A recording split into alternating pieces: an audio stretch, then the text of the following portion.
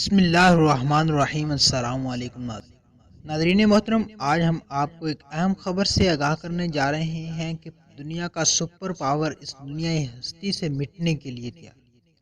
روس، چین یا پاکستان نہیں بلکہ کون سا نیا اسلامی ملک آ چکا ہے جو امریکہ کو صفائی ہستی سے مٹا دے گا۔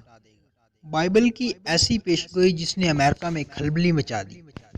ناظرین محترم، مزید ڈسکس کرنے سے پہلے نئے آنے والے ویور سے ریکویسٹ ہے کہ میرے چینل کو سبسکرائب ضرور کیجیے اور ساتھ دیے گئے بیل کے نشان کو ضرور دبا دیں تاکہ آپ کو ہماری ہر ویڈیو کا نوٹیفیکیشن مل سکے۔ ہماری کاوشوں کا صلہ ہماری ویڈیو کو لائک کر کے ضرور دیجیے۔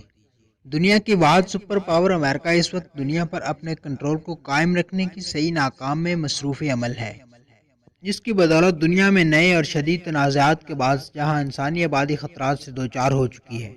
ناظرین گرامی، وہیں خود امریکہ کا وجود بھی خطرات سے دوچار ہے۔ دنیا میں نئے نئے بلاک بنتے نظر آ رہے ہیں اور اسلامی دنیا سمیت دیگر ممالک اپنے اپنے مفادات کے تحت ان بلاکس میں شمولیت اختیار کرنے جا رہے ہیں۔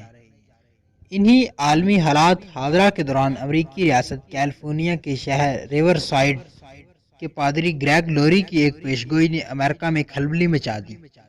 پادری گریگ لوری کے مطابق آنے والے دنوں میں شمالی کوریا امریکہ کو دنیا کے نقشے سے مٹا دے گا۔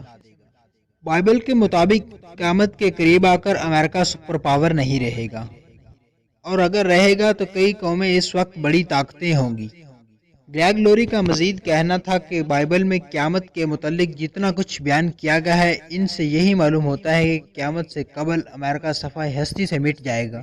ناظرین محترم، شمالی کوریا کا اس میں مخصوص ذکر نہیں ہے، تاہم ایران کے متعلق کچھ اشارے موجود ہیں۔ بائبل میں بتایا گیا کہ قیامت سے فوری پہلے کے عالمی منتظر نامے میں ایران موجود ہوگا۔ تاہم ایران اور شمالی کوریا میں کئی چیزیں مماثل ہیں اور میرا ماننا ہے کہ یہ شمالی کوریا ہے جو امریکہ کو صفحہ ہستی سے مٹائے گا۔